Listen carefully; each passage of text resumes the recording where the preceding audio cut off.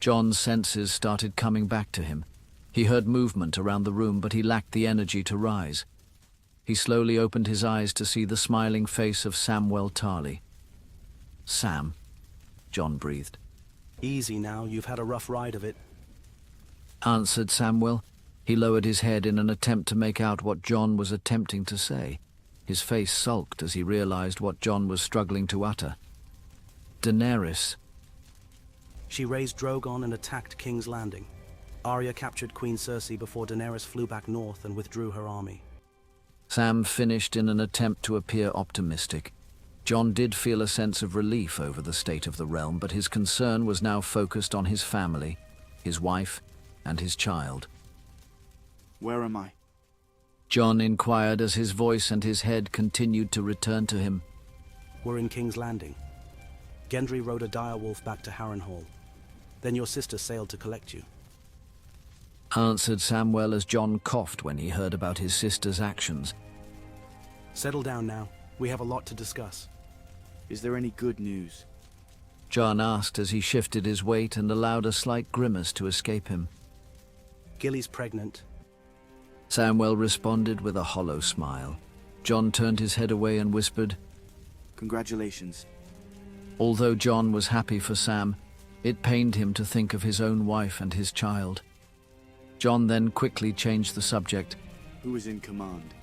"There's no command, Jon. The fighting's over." It almost seemed odd to Jon, the fact that one was needed to command forces against their opposition. Struggle had been the focal point of Jon's very existence. What was he without that struggle? "Who rules then?" "A council has been devised. Temporarily, of course." Samwell added before Jon drew a deep breath, for he knew what would come next.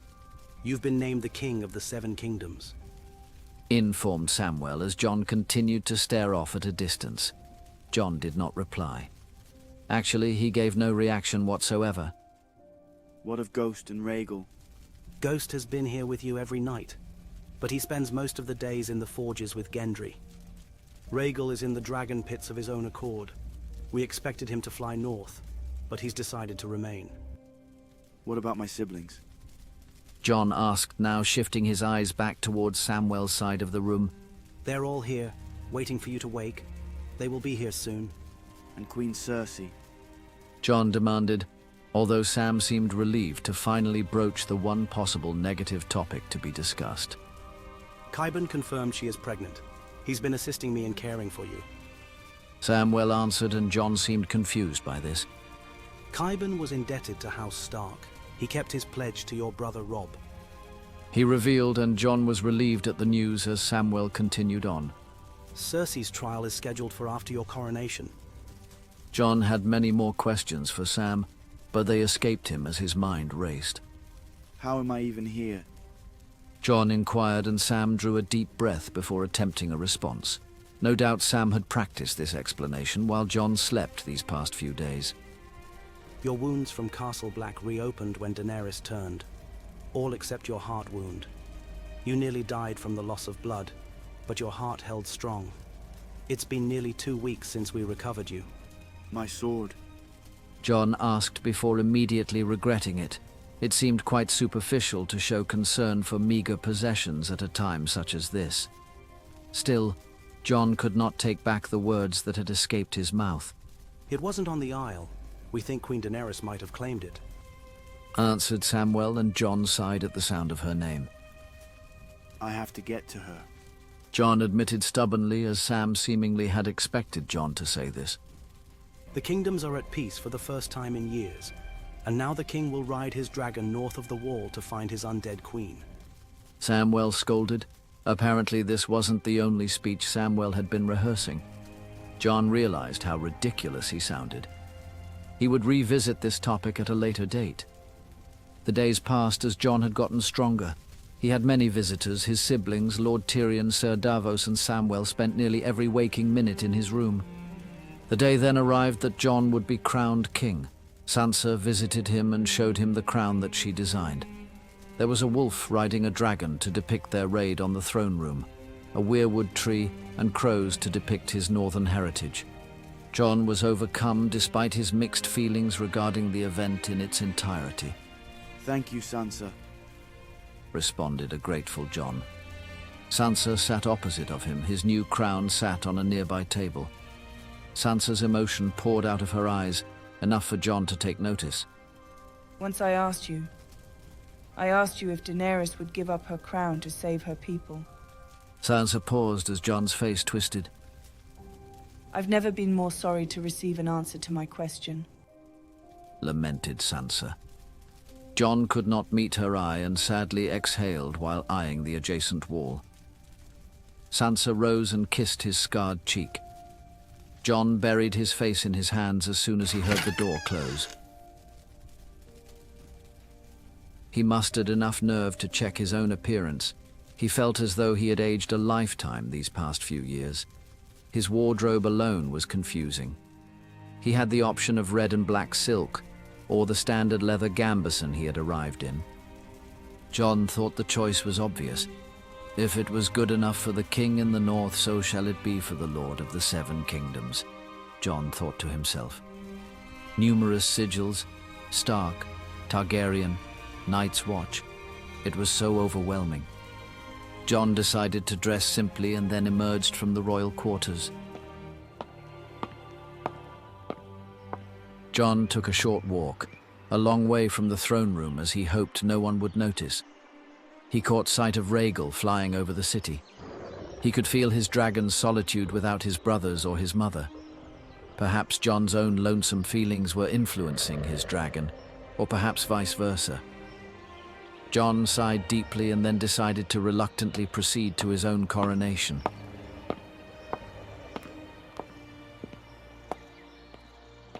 Jon entered the throne room unannounced as he had hoped to avoid the pomp and fanfare he assumed would be coming. All the lords and ladies of the court rose as they finally had noticed Jon already halfway down the throne room. The coronation all seemed a daze to Jon.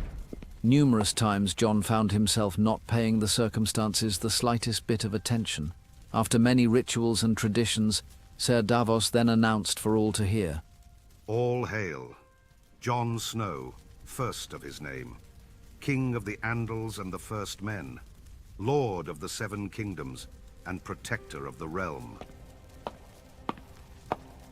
Jon stepped in front of what remained of the Iron Throne. He felt more comfortable standing than sitting.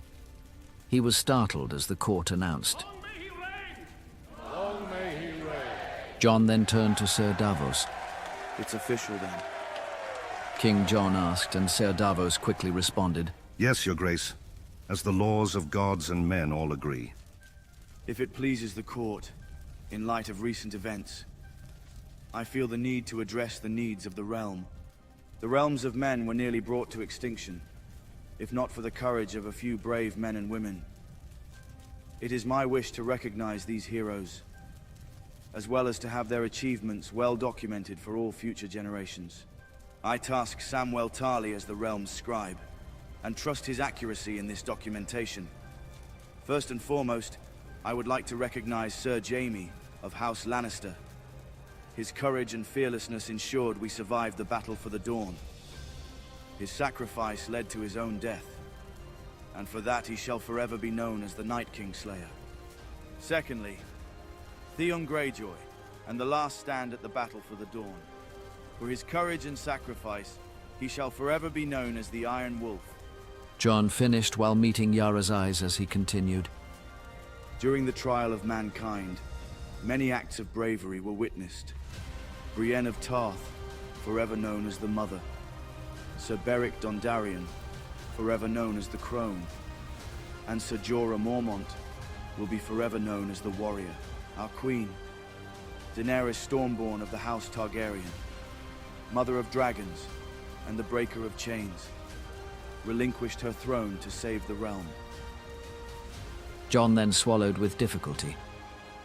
And lastly, Munda Giantsbane. Jon called as she slowly approached the throne. Of all those Jon had decided to honor, Munda Giantsbane was the only one who still walked among the living. There is no need to kneel. I respect the ways of the free folk.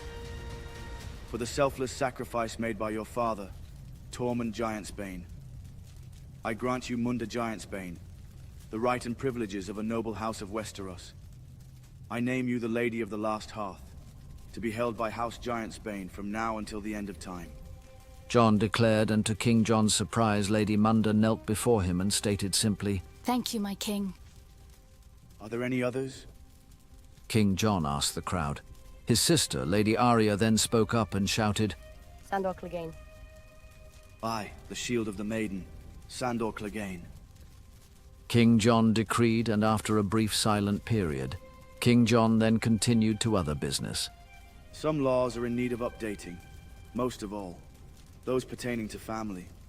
From this day forward, children will take the names of their fathers, if claimed, and be in succession according to their age. The concept of bastards will no longer be judgment passed on the child, but on that of the parents. Lastly, the wall finds itself in disrepair, and without a night's watch to oversee it. This will be a lifetime of work, and I plan to oversee it myself. Gasps and shouts then erupted from the crowd before King Jon raised his hand and the crowd hushed. I have had leadership thrust upon me 3 times now. The first 2 ended in tragedies. I will not let that happen a 3rd time. The crown was earned by Robert Baratheon.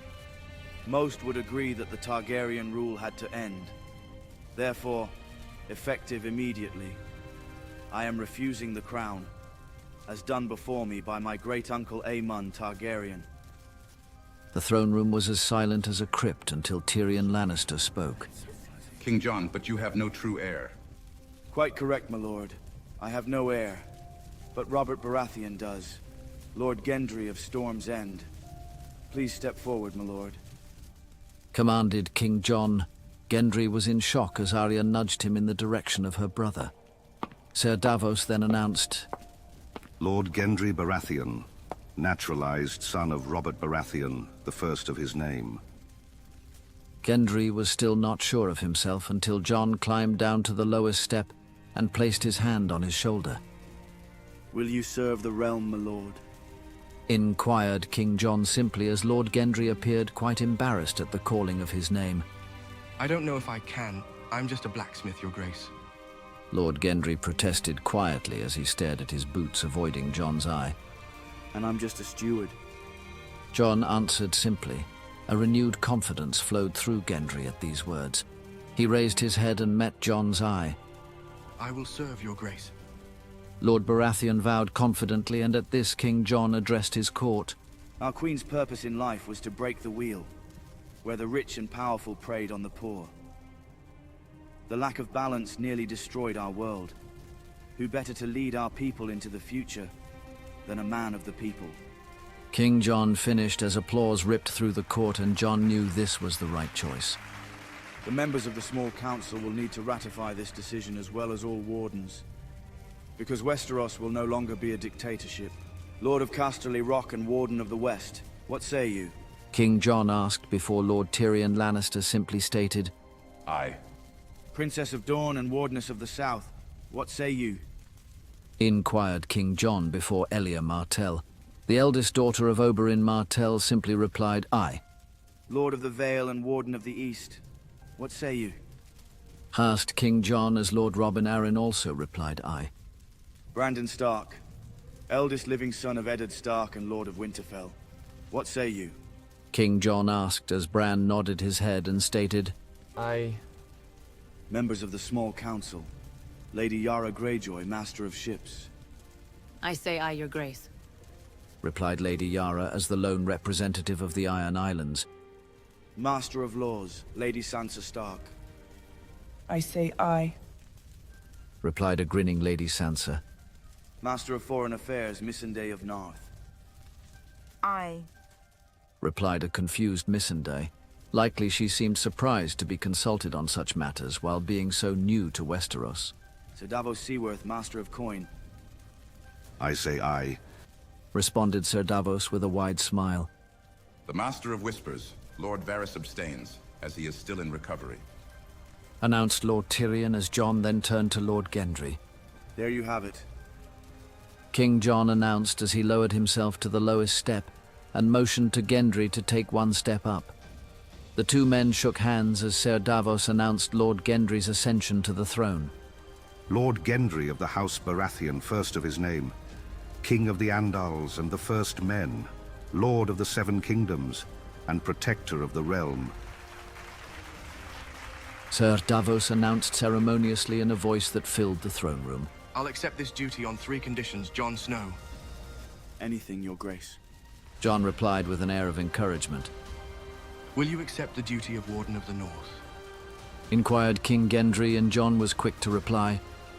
I will, Your Grace. Jon responded to the general applause of the throne room. Will you allow me to grant you a lordship, as offered by my uncle, Lord Stannis Baratheon? Asked King Gendry. Jon could not meet his eyes. All his life he wanted to be called Stark, but he was a Targaryen. The house you shall choose. Answered King Gendry. Jon was perplexed as he had not asked that particular question. While I consider your offer, Your Grace, what of the third request? Will you rebuild the Night's Watch for modern times and rebuild the wall? I will, Your Grace. Responded a misty Jon. Very well then. I name you Lord Commander of the Night's Watch. I'm very sorry, Your Grace, but the Watch chooses its own leadership. It keeps us separated from the politics of the kingdoms. Jon responded as he turned to Samwell Tarly. Samwell Tarly, the last sworn member of the Night's Watch. Jon asked simply, and Samwell was quick to reply. I am, and I cast my stone for Jon Snow, the 998th and 1000th Lord Commander of the new Night's Watch. That settles that. Grinned Jon to King Gendry. Your name then, my lord? King Gendry asked. Jon then turned to his family, to Bran, Arya and Sansa. Before he could address them, Lady Sansa shouted, Stark! King Gendry noticed his Master of Law's response and then announced, Houses Stark and Baratheon presided over the kingdoms for decades of prosperity. We will return to those times and do better. Kneel then, Jon Stark, and pledge the crown your sword. Commanded King Gendry. Jon was embarrassed for the first time since he was a child. He had no sword. Regardless, Jon knelt and noticed a sword presented to King Gendry from Ser Davos. It's time this was returned to your family. I had intended this to be a gift for your coronation. Informed the king.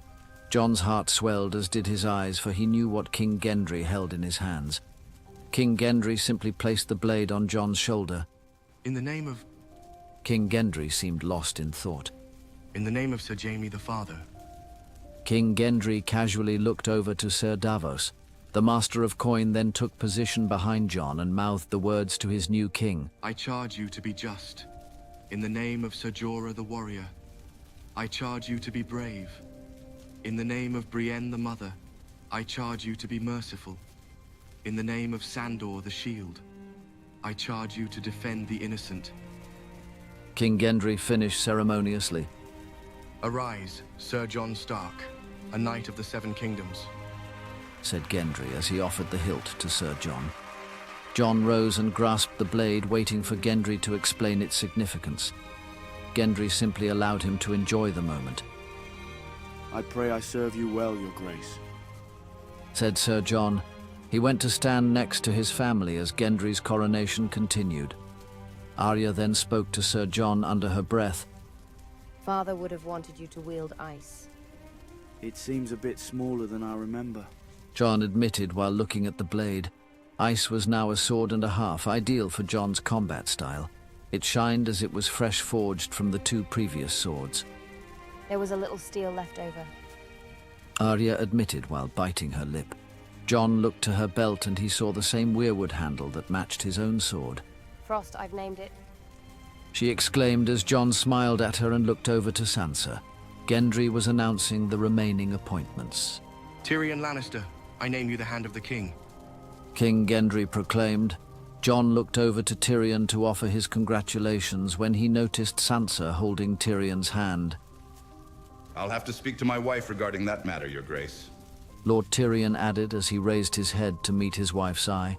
Lady Sansa enthusiastically nodded her head. and Lord Tyrion accepted his new position.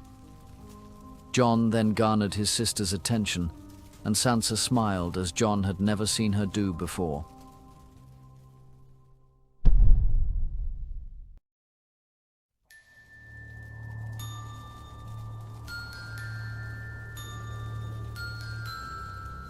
King Gendry was wandering about the royal apartments. As he took in the room, he realized that this is where his father had once slept. A thought that had once seemed so distant to him. King Gendry's warhammer stood propped against his bed. A soft knock at the door, and Gendry turned to face it. You summoned me, Your Grace. Stated Lady Arya as she entered the room without given permission. I did. Replied King Gendry. Arya strolled around the room, also taking it in. She tried to pay King Gendry little attention, fearing their relationship may change now that he is king. Arya, stated King Gendry, slightly perturbed. Lady Arya then slowly turned to face him. Yes, Your Grace. She stated formally with perfect posture. Gendry took long steps and stopped close to her. He embraced her arms with both his hands. His face pleaded with her. please don't call me that when we are alone. Is that a command? Will we be spending a lot of time alone together? Will that be another command? Lady Arya demanded defiantly. I had an idea. Responded King Gendry with an optimistic tone. Ideas are better than orders. I would like you to take command of the King's Guard, the first appointment of a woman in Westerosian history. Why are you asking? You strike me as one who does not do well with commands, tradition, or rules. You know me better than most. So you're considering the appointment? No. I want to sail, explore, and see the rest of the world. I figured as much. Responded King Gendry. This confused Arya as she did not know why he would then appoint her. The first mission of the King's Guard will be to serve as emissaries to all the leaders of the known world, as well as the unknown lands. King Gendry paused and Arya remained silent as he continued. The Night Queen, the White Walkers, and the Army of the Dead still exist. We will all need to band together should they come again. And you thought your offer would entice me? Inquired Lady Arya with a false annoyance. King Gendry then stood confidently over Arya and proclaimed, Yeah, I think it does. King Gendry testified and Arya grinned as relief overcame the king at his gamble. Lady Arya then returned his embrace. Congratulations, by the way. I only have your brother to thank. Lady Arya turned to face the king's bed as she continued to speak. Who will you entertain in here while I'm gone? It's likely to remain lonely while you're absent. And when I return? That's entirely up to you. Quickly replied King Gendry as the slightest of smirks spread across Arya's face. Smart. Not proposing just now. You do know me better than most. Arya grinned as Gendry stepped forward and kissed her. So, will you accept the appointment, Lord Commander? I will, Your Grace. Replied Arya. Gendry lifted her off the ground and spun her around the room. This doesn't make me your queen. Then I will not take one. You do know the historical significance of your wolf's name. Nymeria, the warrior queen. Replied the Lord Commander. She looked impressed as if King Gendry was inferring this. I asked Sam. Replied King Gendry with a slight chuckle. Another knock at the door was heard as Lord Tyrion had entered. Your Grace. Announced Lord Tyrion. His face appeared slightly surprised he was allowed entry while Lady Arya was present in the room. My Lord Hand. Replied Lord Gendry as Arya distanced herself from him. King Gendry appeared to have noticed her return to formality. I was hoping to discuss judge selection for my sister's trial. You may speak freely in front of Lady Arya. She has accepted my offer to command the King's Guard. Please accept my congratulations, Lord Commander. Would it be presumptuous of me to set a place for you at the small council? Please do so, my Lord Hand, for that rare occurrence where I am not at sea. King Gendry smiled widely at his love interest sparring with the intellectuals of his court. Hopefully she would assist him in expanding his vocabulary. Is the former Queen's trial still scheduled for dusk? If it pleases your Grace. Yes, it does. I was thinking of a mixture of geography and exposure to Cersei. I agree. replied an agreeable King Gendry. Northwest and the south. Yes, of course. And as far as exposure or experience? I was considering someone who has known her for a lifetime. Someone just as the Queen. And another who knows little to nothing of her. Gendry paced around the room as Tyrion poured the king and himself a drink. Arya refused Tyrion's offer and excused herself from the room. Your Grace, I wouldn't refuse tasking as the executioner for this trial, if need be. The newly christened Lord Commander suggested as she gently closed the door. This snapped Gendry out of his concentration. With a trial of this magnitude and your lack of exposure to her, you could easily chair this trial, Your Grace. I will.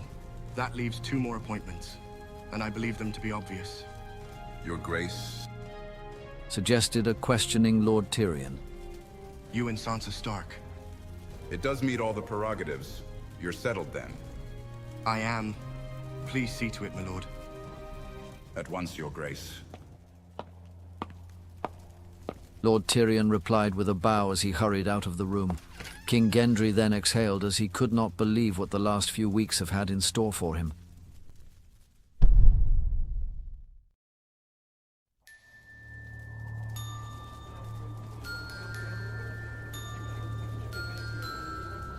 Fires roared in the throne room as the remaining lords and ladies filled the seats facing where the accused would soon stand.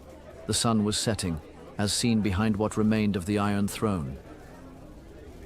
Lord Tyrion addressed the crowd and ordered the accused brought before the king. Cersei was well dressed, though her feet and hands were loosely shackled. Lord Commander Stark escorted her to the same seat that Lord Tyrion had once occupied under judgment. Prior to being seated, Cersei glared at Sansa and her brother as Davos introduced King Gendry. Cersei then shivered at the mention of the name Baratheon. A slight growl was heard from Nymeria as Cersei looked her way and then to Arya's smug grin. Gendry took his throne as the rest of the crowd took their seats. Arya continued to stand at Cersei's left. Her Kingsguard armor was light and modest. Gendry loved the sight of seeing her in a creation of his own design. Lord Tyrion cleared his throat and read the charges aloud. You stand accused of the murder of your late husband, conspiracy to commit that murder, as well as the murder of the Tyrell family and all others occupying the Sept of Baelor, the unlawful arrest and beheading of Eddard Stark, and conspiring to deny the throne to Robert Baratheon's rightful heir. How do you answer for these charges? Asked Lady Sansa. A long silence filled the throne room. Cersei only spoke when Arya had shifted her weight. Guilty, said Cersei softly. Tyrion slowly leaned forward in his chair. I'm sorry. Lord Tyrion replied with a thick, questioning tone. Guilty. Isn't that what I'm supposed to say? The accused has the right to defend herself and call any potential witnesses who may provide rebuttal testimony. Offered Lady Sansa. King Gendry patiently awaited Cersei's answer. Whatever I did, however cruel, however distasteful, was always to protect my family, my children. Claimed Cersei as she clenched her swelling belly. So how would you then explain the cruelty to that same family you claim to love so much? Asked Tyrion with direct malice. Cersei turned her head to avoid Tyrion's judgmental eye. Arya unsheathed Frost and used its tip to direct Cersei's face back towards her brother. Tyrion climbed halfway down the steps. He wanted to see the emotion swelling in her eyes. Not surprising to him. It was the same hateful glare he had always endured. Tyrion's shoulders slumped as he turned to address the king. Tysha wasn't a whore. Jaime lied to you. Tyrion slowly twisted his neck to meet eyes with his sister. Her overtly satisfied grin immediately caused doubt to overtake his own thoughts. Carefully, Lord Tyrion turned back towards his king and addressed him, while obviously his thoughts dwelled elsewhere. Your Grace, the accused admits to her crimes. I recommend we proceed to the sentencing phase. Recommended Lord Tyrion with a mixture of reluctance and defiance. In accordance with the King's law, the majority of the 3 judges will determine the accused sentence. Informed Lord Tyrion. King Gendry rose from his throne to address the accused as Lord Tyrion proceeded back to his seat. Cersei Lannister. Began King Gendry, and Cersei rose to meet the king's eye. Lord Tyrion noticed something different in her face. It was soft, almost kind as she peered at King Gendry. You have admitted guilt in all charges. King Gendry paused, and Lord Tyrion was intently focused on his sister as she began to hum. Lord Tyrion thought this odd, and he looked to Arya's questioning face. Lord Tyrion subtly nodded at Lord Commander Arya as she allowed Cersei to continue. The king seemed lost in thought as Cersei began to sing quietly. It was a song most mothers knew by heart, and King Gendry stumbled over his own words enough that he eventually abandoned them completely. He slowly climbed down the stairs and approached Cersei. Arya gently placed herself in between the king and the former queen. Her song became quieter and softer the closer Gendry approached. His face was blank as he closely stared at her. Lady Arya's puzzled look shifted between Cersei and Gendry. The king abruptly turned and quickly trotted up the stairs. In no way will I condone my sentence to influence the decisions of the other judges. King Gendry demanded. Sansa quickly nodded and Tyrion agreed. Cersei Lannister, I sentence you to life in prison. Proclaimed the king, almost embarrassed. Whispers filled the crowd and Nymeria's growling continued. Gendry sat upon his throne with a look of shock across his face. Sansa Stark then quickly rose from her chair. Cersei Lannister, I sentence you to immediate public beheading.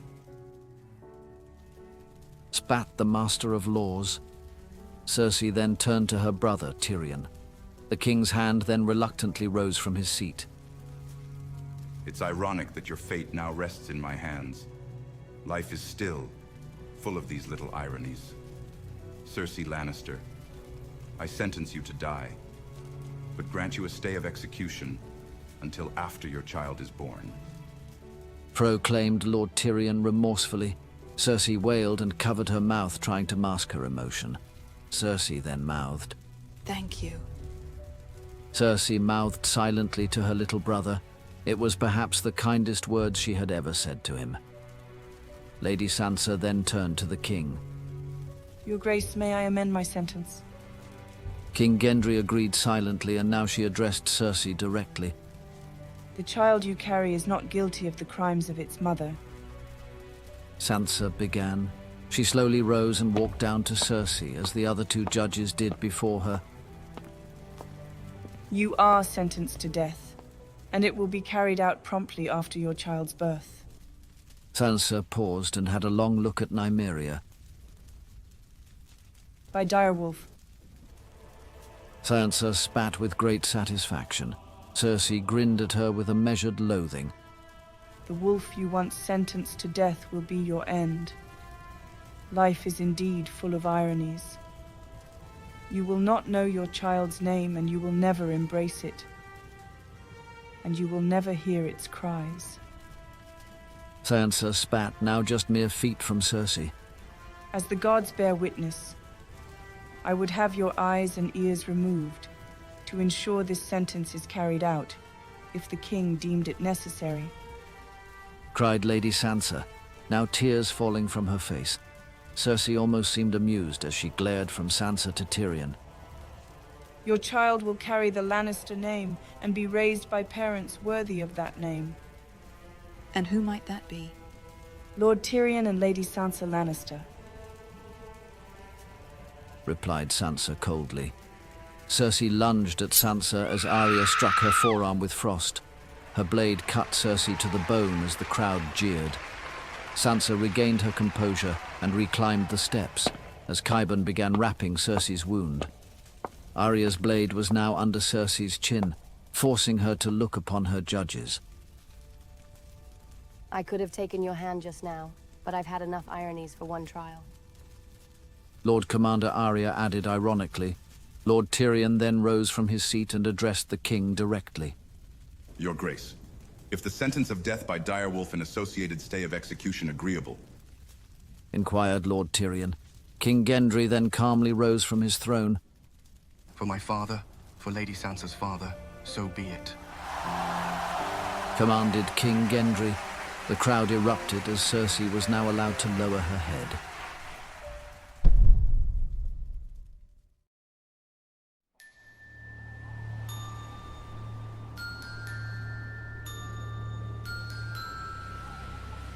Months had passed since King Gendry's coronation. Sir Jon, the Lord Commander of the new Night's Watch, had been receiving support from all of the Seven Kingdoms. Samwell Tarly met Sir Jon atop the wall, near the edge of Viserion's Gate. Roughly another 200 reported in last night, Lord Commander. Nearly 12,000 strong now. Mormont would be stunned to see the support we were being given. Amending a few of the rules didn't hurt either. 4-year minimum, steady feed, boarding in Molestown for the families. 12 years of service, granted lands, 3 consecutive lifetimes of service, grants a lordship for the great-grandchild. It seems to be working. Jon responded with a hollow smile. How's Gilly? Due any day now. Tomorrow I rotate to Molestown for guard duty. We plan to name him Jon. Suggested Sam, and Jon again forced a smile. You're headed out there again? Samwell inquired while nodding beyond the wall. Aye. House Giant's Bane will be escorting us this time. Any hope we have of repairing the wall this century will be contingent on locating the remaining giants. And Queen Daenerys? Wouldn't mind finding her as well. What would you do if you found her? I'll know when I do. Replied Jon while in deep thought. A single horn blast announced the arrival of House Giantsbane from the south. Jon and Sam watched as Munda Giantsbane and the rest of the free folk rode up to Eastwatch. Lady Munda had taken a pair of crossed mammoth tusks as her house's sigil, grey and white as their colours. She looks the part. Claimed Samwell, and Jon broke his sight of Lady Munda and faced Viserion's Gate again. Jon's deep thought concerning his wife was again broken by Sam's external thoughts. Have you ever heard the tale of the Night's King? I think we lived it, Sam. No, the Night's King, the 13th Lord Commander of the Night's Watch. Samwell paused as Jon shifted his attention back to him. Samwell then continued. Legend says he took a bride from north of the Wall, whose skin was pale as snow and just as cold. So she was a White Walker. So legend tells us. Why are you telling me this, Sam? Remember when I thought I had lost Gilly to the wildlings? You were the one to talk me off the ledge. Informed Sam as he took a deep look down the crumbling wall. I'm tired of watching you peer down this very ledge, wondering what could have been.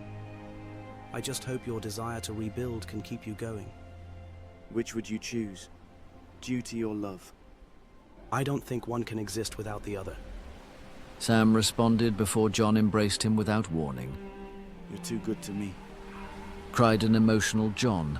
The two men were again startled by another horn blast. 7 hells, they've already been announced. Samwell announced in a state of irritability. Do we have anyone ranging north of the wall?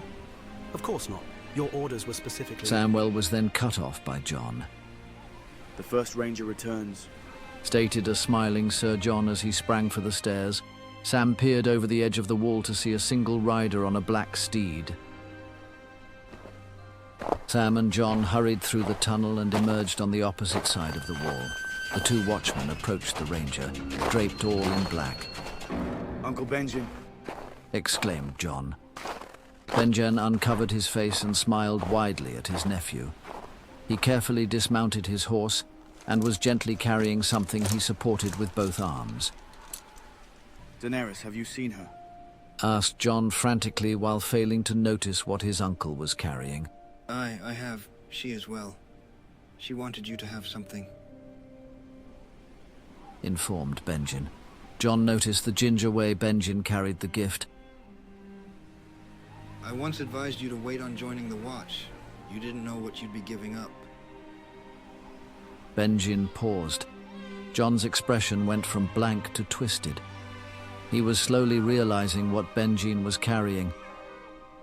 A faint cry was heard from Benjen's arms. Jon nearly collapsed as Sam moved quickly to support him. Jon struggled to regain his feet as Benjen passed the cooing mass of cloths to its father. Jon openly wept as he held his child, and his uncle spoke to him again. Your son, Jon. Your son is still without a name. Jon took a few minutes to compose himself before answering. Only two I can think of. Cried Jon. He looked towards his best friend and asked, Eddard or Samwell? Without hesitation, Sam nodded and unexpectedly said Eddard. Benjen then attracted Jon's attention. What about the surname? Asked Benjen, but it was Samwell that answered his question.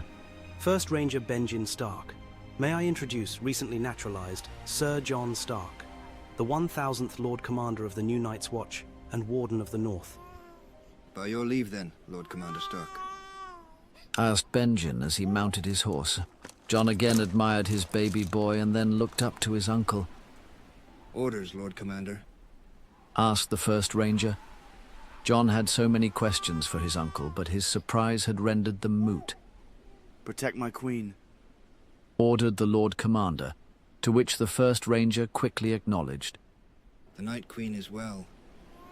She stares off at a distance when she is alone, but she cares for her people, and begs you not to come looking for her. Informed the first ranger. Jon noticed Benjen point to his cheek, reminding him of his newly acquired scar. She marked you with love's last kiss, and she'll always know where you are. Informed Benjen as he turned his horse to depart. First Ranger Stark. Samwell Tarly spoke up. Benjen then turned to Sam as he asked, We never found Ser Jorah's body. It was no longer on the Isle of Faces when we collected the dead. Tough old goat, that Mormont. Like me, he was on death's doorstep. Daenerys sought him and saved him, but all life comes at a cost. He'll spend eternity serving and protecting his queen. His fate will be similar to my own. Finished Uncle Benjen. His horse trotted off as Ghost circled Sam and Jon. Ghost sat attentively and sniffed the mass of clothing that held little Eddard Stark.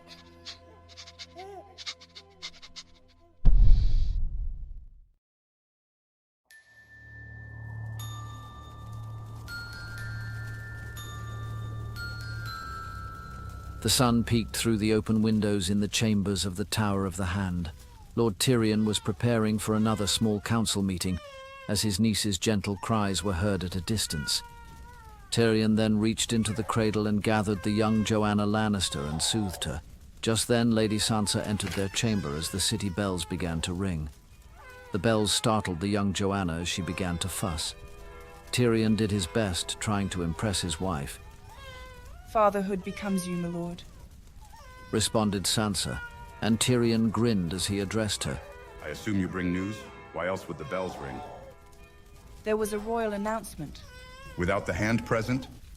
Asked a shocked and slightly insulted Tyrion. Not by the king. Lady Sansa had reassured her husband. The queen, then? You know Arya has refused the title since they were never married. Yes, of course.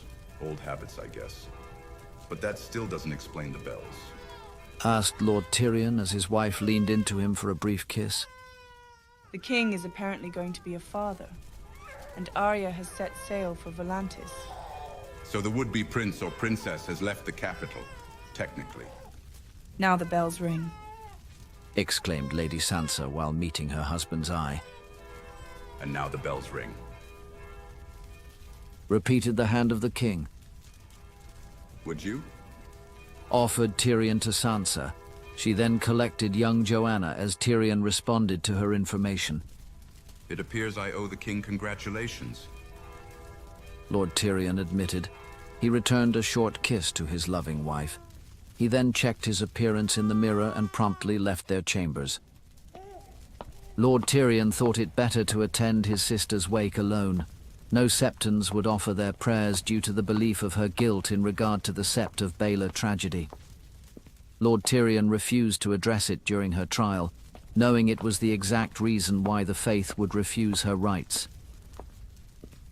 Tyrion opened the doors to the throne room, and just as he had anticipated, it was empty except for Cersei. She was well attended to. No doubt it had something to do with the large amounts of Lannister gold invested in her funeral. But no bells rung and nobody planned on attending, even Tyrion. He approached her body and noticed her head was covered by a thick veil. Her death might have been quick, but it wasn't clean. Tyrion stood in silence for as long as he could remember before he spoke. Joanna is beautiful. Luckily, she got your cheekbones. She will be made aware someday of the events surrounding her birth. Tyrion promised. He sighed heavily and tried to continue. If there ever any action of mine that justified your own actions in your mind, I would like to apologize for my behavior. I will spend the rest of my life making it up to you by raising your daughter as my own. Lord Tyrion cried but held it in as best he could. It's ironic. You seem so certain of my intentions to destroy our family, but as it turns out, my actions will be the only reason our family survives. I'll have to continue to prove that to you. You'll be unhappy to know that I've given your last words to me very little thought. If your last statement to me was a lie, I'm happy to return the favor. Qyburn survived. He likely will be sent to the wall, a small mercy for what he offered me. Tyrion fumbled with the silk cloth. He unraveled it in an attempt to offer Cersei something. After a few moments, Tyrion firmly grasped Cersei's stiff right hand. He extended her fingers and wrapped her cold hand in the skeletal remains of another right hand. Qyburn kept Jaime's severed hand. Quite a curious fellow. Tyrion choked. He steadied himself and retrieved a torch from the throne room pillar. He gently placed it under his sister's pyre as copious amounts of smoke began to billow. The flames eventually engulfed her clothing as he watched his brother and sister hold hands one last time. Tyrion's eyes welled as he softly stated, "I forgive you," before he promptly exited the throne room. Lord Tyrion approached the entryway to the small council chamber. A familiar noise made him halt his approach. He listened intently as the noise grew louder and more distinct. After a minute or so, Tyrion could not deny the distaste growing inside him as he burst through the double doors. As he had expected, a young man and woman were on top of his council table. The young woman screamed and attempted to cover herself. "You said we'd be alone!" cried the young woman. Apologies, my dear. Responded the young man. The sound of the man's voice almost knocked the wind from Tyrion's chest. The woman streaked from the room as Lord Tyrion turned his attention to the young man. He was fairly built, with olive skin and bushy black hair. Lord Tyrion now noticed the red ruby pendant hanging from his neck. So good to see you again, my old friend. Smiled the young man. In all his nakedness, he strolled around the table and approached Tyrion. His cock slapped against his thigh as he walked. Tyrion's mouth was agape as he was starting to put the story together. The young man walked right past him and collected his robe from behind Tyrion. As he secured it by tying his waist straps, Tyrion mouthed, "Varys," The very same, my Lord Hand. responded a young Lord Varys. You know, your reputation as a ladies' man may be greatly wounded if you greeted every cock you see with an open mouth. Chuckled Lord Varys. Lord Tyrion realized his mouth was still open before he quickly tightened his lips together. And you thought you'd have your way in my small council? Since the king's pardon for my alleged betrayal of our former queen, he has granted me my old post as Master of Whispers. I believe the three-eyed raven played a small part in your acquittal. Our new king appears to seek counsel in the wisest and perhaps oddest of places, and I thought we could now subside with all the eunuch humor at my expense. I must say I respect the audacity, perhaps even admire it. I thought you'd might... Admitted a smiling Lord Varys while taking his seat. It's good to see you in proper health, my friend. Admitted Lord Tyrion to a nodding Varys. Now the other masters joined the council. Sir Davos, Yara Greyjoy, Sansa, Missandei, and Qyburn took their seats amidst conversation. The rebels are in the Black Cells, Informed Lady Yara to Lord Tyrion. Very good. Any casualties? Lord Tyrion inquired while quickly returning his attention to affairs of state. You could count them on one hand. Lady Yara responded as she took her seat. The king will be pleased. Claimed Lord Tyrion just as King Gendry entered the room. The noise of sliding chairs echoed through the chamber as King Gendry found his seat. Please be seated. Ordered a slightly embarrassed King Gendry. Lord Varys, you're looking strong. Like an oxen who's shed his yoke, your grace. Replied a grinning Lord Varys while eyeing Lord Tyrion. The hand blushed slightly before quickly changing the subject. Your Grace, you'll be pleased to hear the rebel Ironborn were captured and are awaiting your judgment. Lord Tyrion paused and gestured toward Yara. They were taken with minimal resistance. Less than a dozen in total, on a single ship. For some, the old ways die a slow death. We appreciate your speedy sailing and quick capture of the raiders. Gestured the king to his master of ships. Any updates from up north? The Warden of the North sends his regards, your grace. I've been informed that Winterfell has been returned to a livable state, and construction at Eastwatch has commenced. Lord Varys paused as the king looked quite pleased. And the Watch? Over 10,000 strong have enlisted and growing. And are well financed. The Iron Bank is scheduled to receive their final payment within the fortnight. Lord Commander Arya will be anchoring in Bravos on her way to Volantis. And her escort? Inquired the king, directing his attention to the far end of the table towards his hand. The remaining Dothraki who fell ill over the weather have decided to return to Essos. The few that have decided to remain have joined House Giantsbane and will assist in farming as the winter months close. The Citadel has also informed us the days are growing longer, and expect the official return of spring in the coming months, which would make this the shortest winter in living memory. Perhaps the Dragon Queen had something to do with that. Speaking of Lady Arya, may I offer my congratulations, Your Grace? Finished Tyrion as applause filled the room. Gendry then nodded in appreciation. Have you thought of names for the realm's newest prince or princess, your grace? Lady Arya has asked for the name to be Sandor if it's a boy. And what of a girl, your grace? Brianna, if there is nothing further, my lords. King Gendry simply stated as he excused himself. After a long silence, Varys turned to Tyrion. It feels good to know the realm is finally in good hands. Lord Tyrion gently ran his finger across the table, agreeing with Lord Varys. Lord Tyrion had then realized just how far they had come.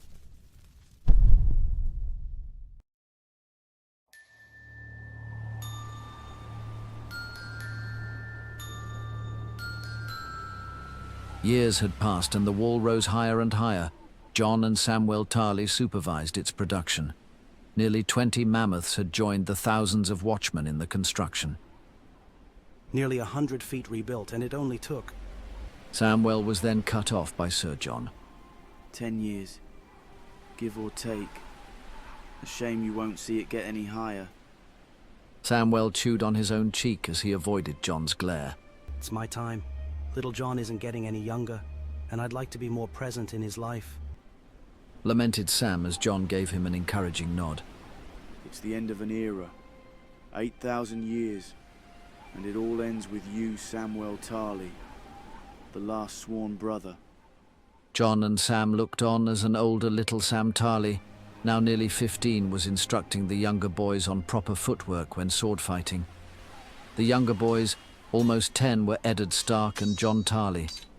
Eddard held his own, but Jon Tarly was far superior in sword fighting. Sam beamed with pride every time little Jon Tarly sent Eddard's sparring sword tumbling through the air. He fights well. I've never seen Eddard bested so many times. Smiled a complimentary Sir Jon. His mother's blood runs slightly more aggressive than mine own. At least the wall won't be without a Tarly for long. You're sure about this? asked Jon, and Samwell nodded with confidence. We'll be glad to have him. There is a weirwood a few miles north. He'd like to take his vows tonight. Together? Jon falsely inquired in an attempt to not sound presumptuous. Who else would we want there? asked Samwell rhetorically. Jon was enjoying their conversation when Rhaegal stirred and rained ice and snow down on the watchman's worksite below. Rhaegal had taken to sleeping on the cliff's edge of Viserion's gate. Jon watched as the builders scattered to escape the falling ice. Munda Giantsbane had joined Jon and Sam during the forced break in their conversation. Another ranging mission, Lord Commander. Aye, at sunset, after little Sam takes his vows. Always wanted to see that. Munda responded as a sparring sword landed at her feet. She lowered herself to a knee and reclaimed the sword as young Eddard scampered into view. Sorry, Lady Munda. Apologized young Eddard as he approached her, slightly ashamed. Young Eddard's eyes shifted from his father's soft face to Lady Munda's warm smile. Keep working at it. Yes, ma'am. Responded a clearly frustrated Eddard, unknowingly grinding his teeth. The youngest Stark reclaimed his steel and hurried back into his fight. Fierce kid. Lady Munda responded to Sir Jon. He's exactly as I would have pictured you, Jon, at that age. Informed Samwell, and Sir Jon accepted the compliment without a word. The sun gently touched the horizon. Rhaegal landed at the weirwood clearing just north of the wall. Ghost sat calmly at Eddard's side as he scratched the wolf's head. Gilly embraced her husband before he knelt in front of the Lord Commander. Jon unsheathed ice and placed its tip in the frozen ground. Samwell Tarly, last sworn brother of the Old Night's Watch. I, Sir Jon of House Stark, the 1000th Lord Commander, on behalf of a grateful realm, do hereby discharge you from service in the new Night's Watch. Your watch has ended, and we now hold the watch. Jon finished. Sam rose with tears in his eyes as he looked to his eldest son, Sam. Like his father before him, little Sam chose to honor the old gods and knelt to take his vow. Night gathers, and now my watch begins. Knowing it may end in my death, I shall wear no crowns and win no glory. I am the sword in the darkness, the watcher on the wall. I pledge my life and honor to the Night's Watch for this night and all nights to come. I am the fire that burns away the cold, the light that brings the dawn, and the shield that guards the realms of men. Little Sam finished his oath. His father approached and looked down to him. You knelt as a boy. Rise now as a man of the Night's Watch. Ordered an emotional Samwell. Little Sam rose to embrace his father and mother and then turned to Sir Jon. Orders, Lord Commander. Inquired the newest sworn brother of the Night's Watch. Report to the 2nd Ranger Samwell Tarly for training. Ordered Sir Jon. Little Sam then grinned from ear to ear before responding. Right away, Lord Commander. Little Sam kissed his mother goodbye and shook his father's hand. The Tarly boys left the weirwood talking excitedly of ranger training. 2nd Ranger. Inquired Lady Munda. The free folk were well informed as to the officer structure of the watch. The newly coined term had seemed to confuse her. Aye, as the 1st Ranger still patrols beyond the wall. Answered Jon, referring to his uncle. Rhaegal landed near the weirwood and stared at Jon almost impatiently. Jon walked over to Eddard, who was still playing with Ghost. Jon knew Eddard was aware of his presence, but Eddard refused to acknowledge him for a short while. You're ranging north again? Inquired the youngest Stark. I am. Answered his father quickly. And I'm being sent south? Your Aunt Sansa has asked for a visit, as had Queen Arya. Nymeria has had pups, and they'll be in need of training. This had garnered young Eddard's attention as he turned to his father. And Princess Brianna will be in need of a sparring partner. But I must warn you, she was trained by her mother. informed Jon as he attempted to instill a sense of optimism on his young son.